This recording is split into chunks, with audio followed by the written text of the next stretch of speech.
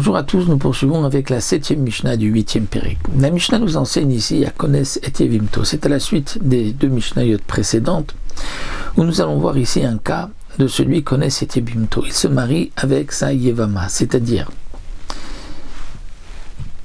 Réhouven et Shimon, deux frères.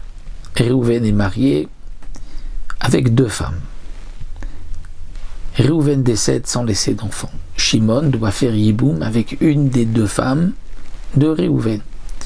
Donc il prend, on va dire Rachel, qui est la femme de Réhouven.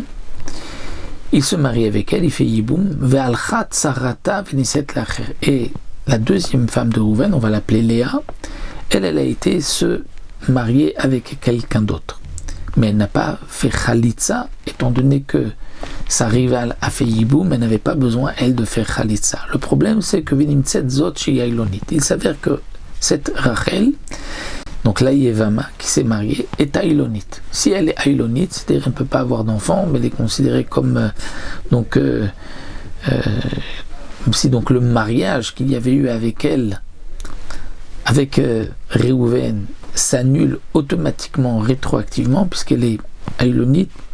Donc Aïlonite, c'est-à-dire Mlachon, Aïlonite comme Mlachon Aïl, elle est mâle. Elle n'a pas de simanim de femme, c'est-à-dire elle n'a pas eu la puberté, etc., comme c'est rapporté dans Masechet Yevamot, donc c'est qu'elle ne peut pas avoir non plus d'enfant.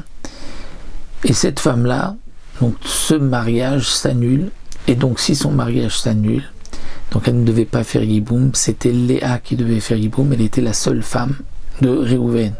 Et Léa n'a pas fait Yiboum, elle s'est remariée.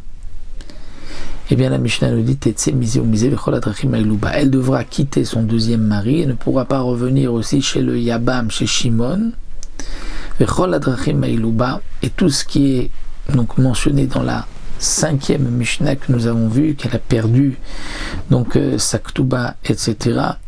Tout ceci s'appliquera aussi dans ce cas-là, puisque cette Tzara, cette rivale, s'est mariée alors qu'elle aurait dû faire Khalitsa.